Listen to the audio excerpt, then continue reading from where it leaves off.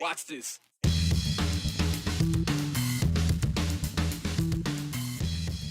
It's been an unusually hot summer so far, but for those who usually cool off in Lucky Peak, well, that summer tradition is ending early.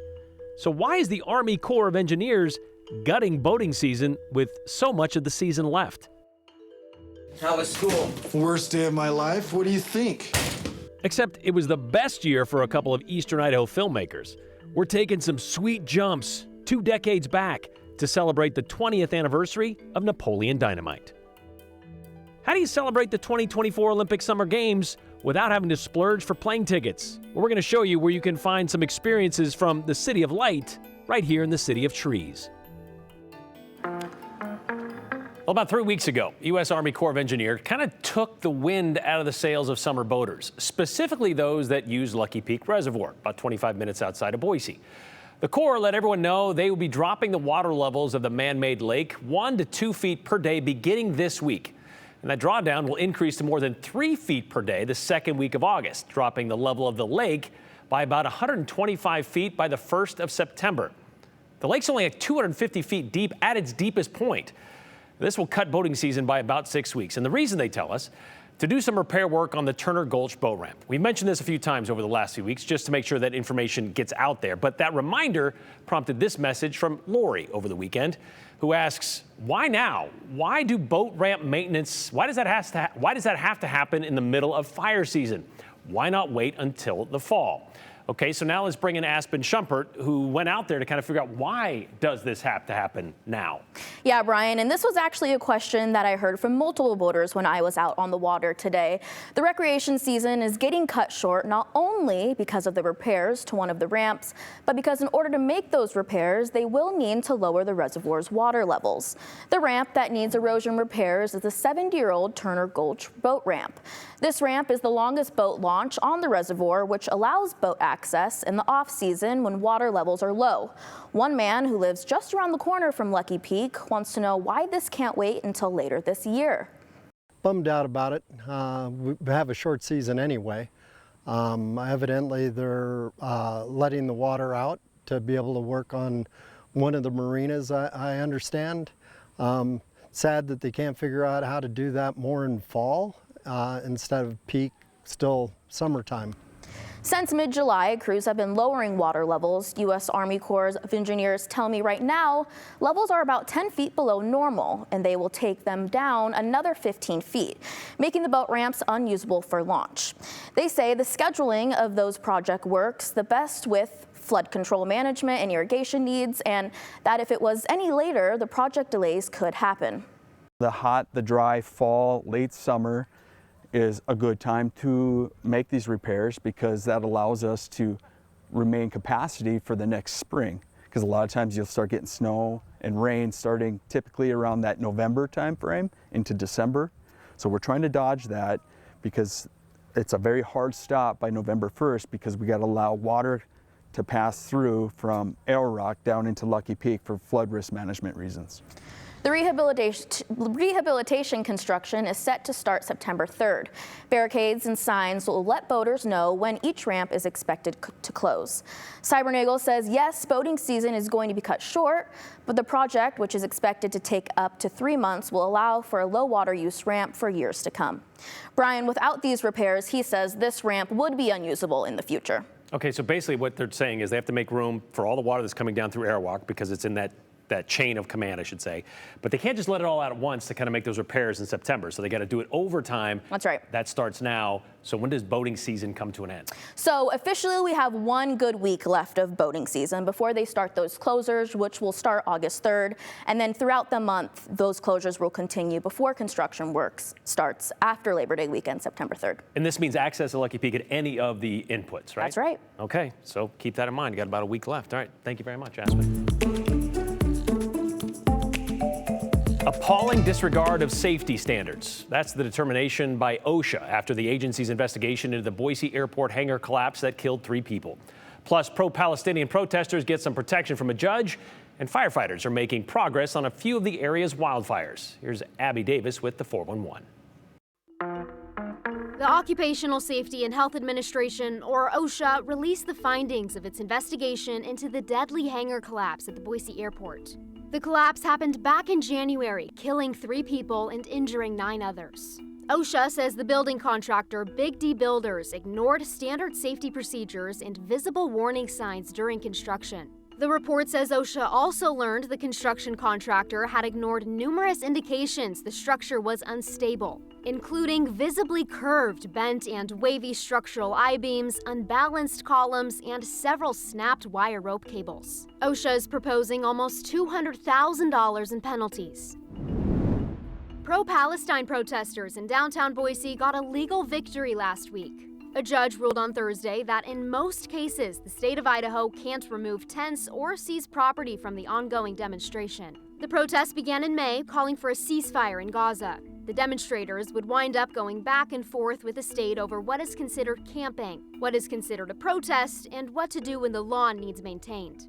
The protesters' attorney released a statement saying, quote, "We look forward to the court continuing to uphold the rights of the protesters there and trust that the state will cease its efforts to harass them in light of this order." Crews are making progress on the Durkee fire burning in eastern Oregon right now. The fire has burned a little more than 288,000 acres, but is now 49% contained. That's up from 27% containment on Saturday. All evacuation orders in Malheur County have been lifted. The Bureau of Land Management says the fire was started by lightning. Across the highway, firefighters are also making progress on the Badlands Complex fire. It's burned more than 54,000 acres and is now 40% contained. The BLM says it was also sparked by lightning. That's the 411 on the 208. I'm Abby Davis.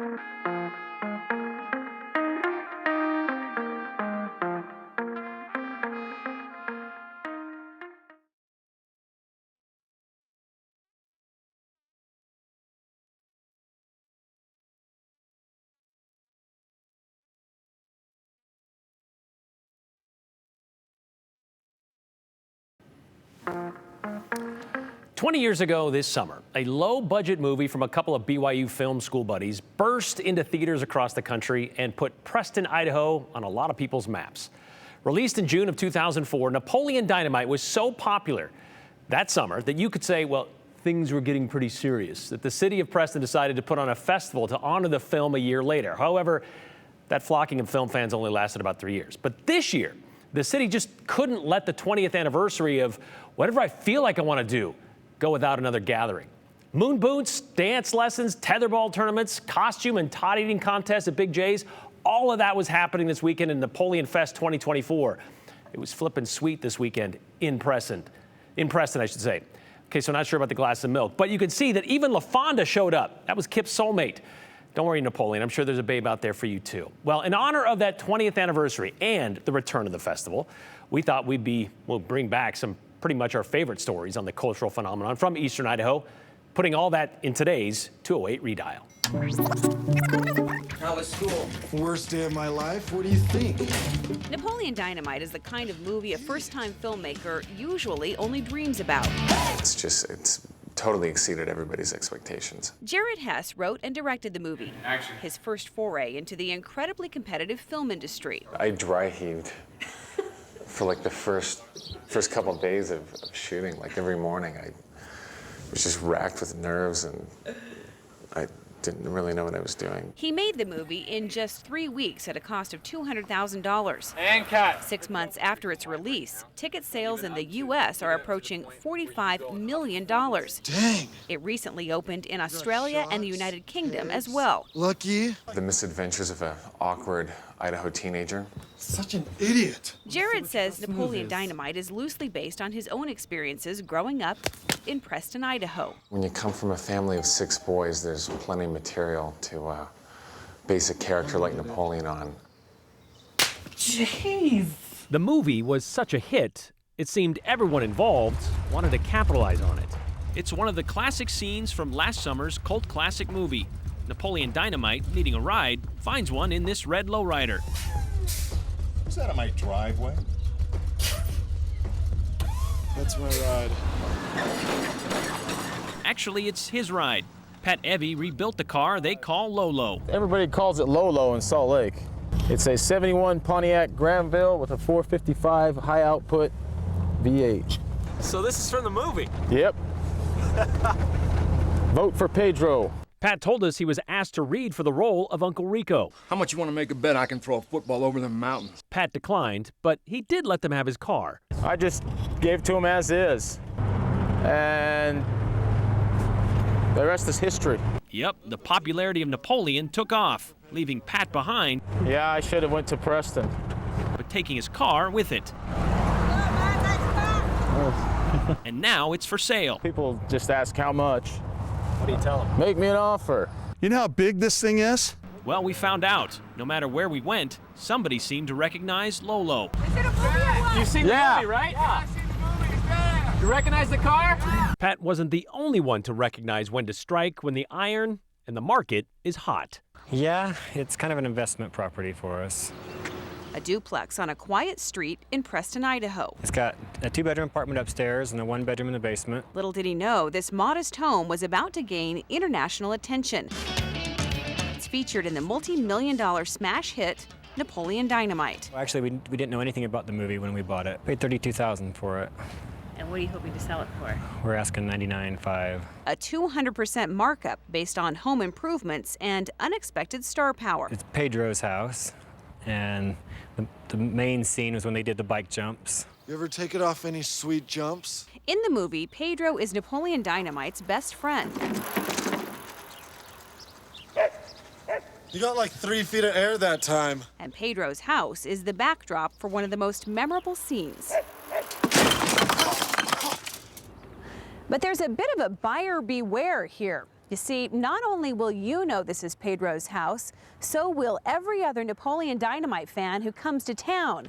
It's listed as number 6 on the sweet map of Napoleon's Preston. Speaking of sweet numbers, here's House Resolution 29. Whereas the state of Idaho recognizes the vision, talent, and creativity of Jared and Jerusha Hess in the writing and production of Napoleon Dynamite, and whereas filmmaker Jared Hess is a native Idahoan who was educated in the Idaho public school system. In April of 2005, just before calling it a session, members of Idaho's House called on a concurrent resolution. And whereas tater tots figure prominently in this film, thus promoting Idaho's most famous export.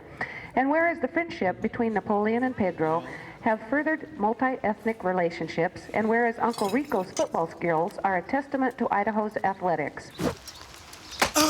And whereas Napoleon's bicycle and Kip's skateboard promote better air quality and carpooling as alternatives to fuel-dependent methods of transportation. It was a good move that intentionally turned some lucky lawmakers into a certified idiot. Remember, those that vote no are frickin' idiots. Allison Uten, idiot. Idaho's News Channel 7. Last day of the session. Okay, so what's happened since then? Well, Pedro's pad sold in 2006, and according to Redfin.com, it was listed again in 2022. The home, though, built in 1935, is not for sale today. But the 1,700 square foot, 3-bedroom, 2-bath home is valued at more than $335,000 right now. Gary Jones, Bought it in 2004 for $32,000. We're not quite sure what happened to Lolo, if it did sail after that 2005 story, but we do know Pat Evie passed away in 2020. That wasn't the only four-wheeled vehicle from the movie that hit the auction block, though. The bus, not the cow shooting school bus, but the PRT bus that brought LaFonda to Kip, that was sold in Pocatello in 2015 in auction. And Uncle Rico's van, the 1975 Dodge Tradesman 300, that one ended up in Houston, Texas, by way of California, Ohio, Michigan, and Minnesota. It was actually owned by a Preston couple who were driving by and let the film crew just use it. So then they sold it. You can actually rent that van, by the way, right now for $125 an hour if you're ever in Houston, Texas, which might be better than saving money for college because, you know, your mom goes to college.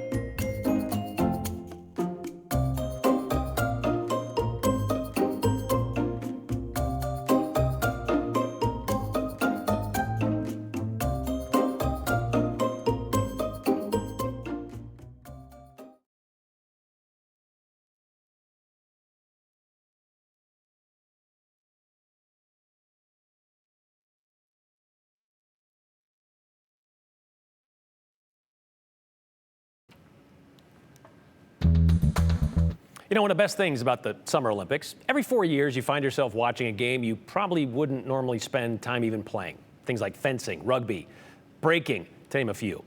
Sure, some of them you might have in your backyard, table tennis, trampoline, badminton, but played on an Olympic stage by Olympic caliber athletes, forget about it. You just want to watch, right?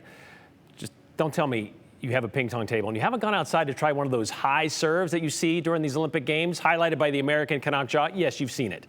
Okay, so short of jumping across the pond to Paris to catch some of these games in person and experience all the City of Light has to offer, Hunter Funk takes us across the City of Trees to see all the French spots that, well, could take the gold on your go-to list.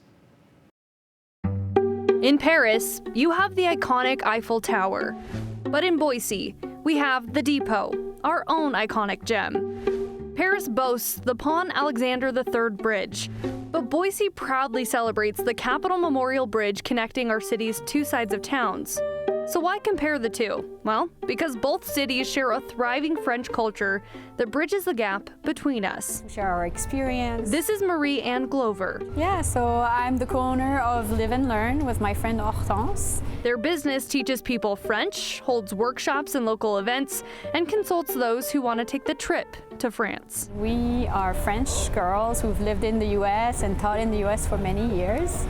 And we just are both passionate about sharing the French culture. Glover grew up in France and now lives in Boise and often goes back to her old stomping grounds, recently seeing the setup for the Olympics. I was there in January and they were already hard at work, so. When we asked if she could pass the torch of knowledge on what places in Boise shared the same French flair as Paris, Can I get started for you today?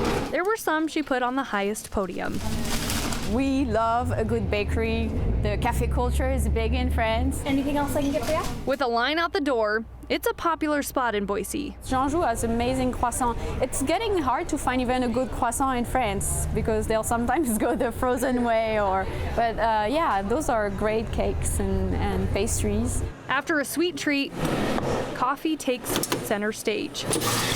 Glover says while it's not a French-run business, Necker's coffee is the same taste you can find in France. When it's time for dinner, we love our friends at Terroir for a great French meal, French-inspired.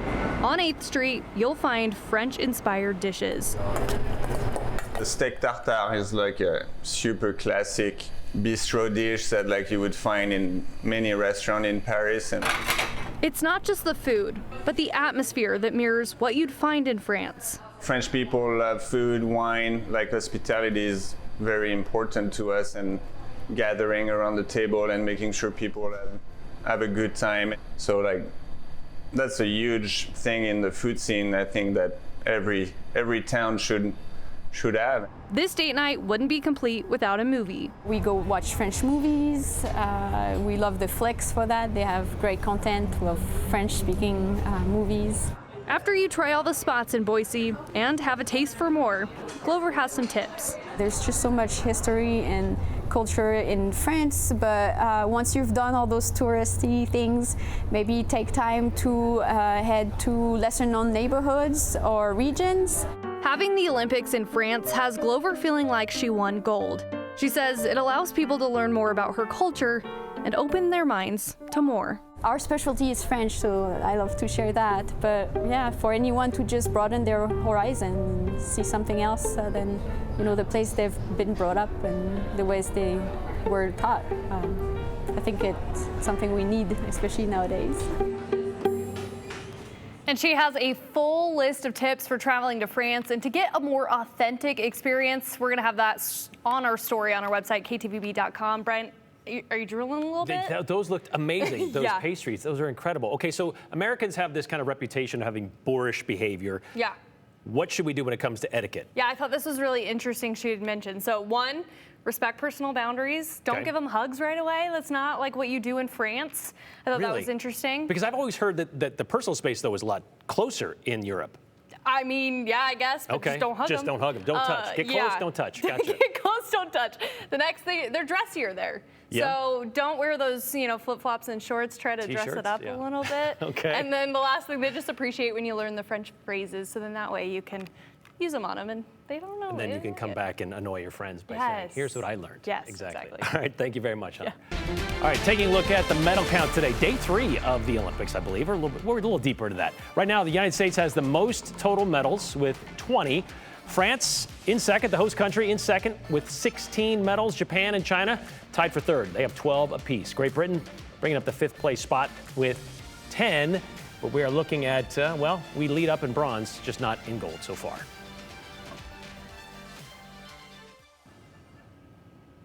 Well, here are the gold mountains that you see over the Sun Valley area. And of course, this is from the Sun Valley Roundhouse. Of course, we're still looking at smoke around the area. So here is a look at the air quality for today. We're still in the orange category. What does that mean? Unhealthful for sensitive groups. Now, Ontario is in just the unhealthful category. We've got a lot of smoke around the area, but I was talking about this yesterday. Keep in mind that this is this evening, and the red, of course, is heavy smoke. And then you notice how it kind of starts to clear out just a little bit as we get into later tomorrow afternoon and into Wednesday. Okay, why is that? Well, because we have a frontal system that's going to be coming in. It's going to drop our temperature down to about 86. Slight chance of a thunderstorm, but they're better in the mountain locations as far as seeing a thunderstorm. We've got sunny conditions, and get ready for the heat. We're back with the red here, and as you can take a look, we've got our first alert weather pattern because you can see the heat that we have that continues as much as 105 and 106 degrees.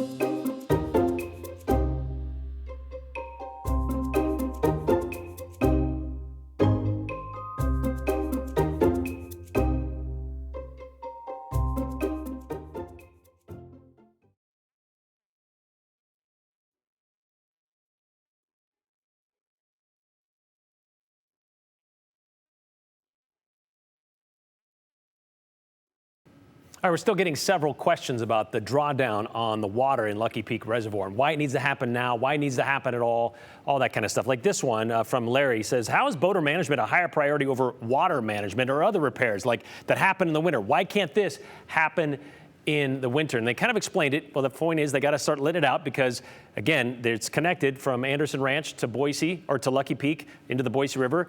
You got to let that water through and make room for when that water does come out of the mountains when the winter starts. So that's kind of why that has to happen now, is it's a slow progress. But as for Shelley, where's the water going when drawing down? Is it captured or is it used downstream? I thought we need to conserve water. Well, there still needs to be water in the river. The fish need it. The farmers need it in the canals. So that water continues to go out all summer. It's just going to go out a little bit faster, a little bit higher than it does usually this time of the season. Charlie says, Brian, my lips hurt real bad.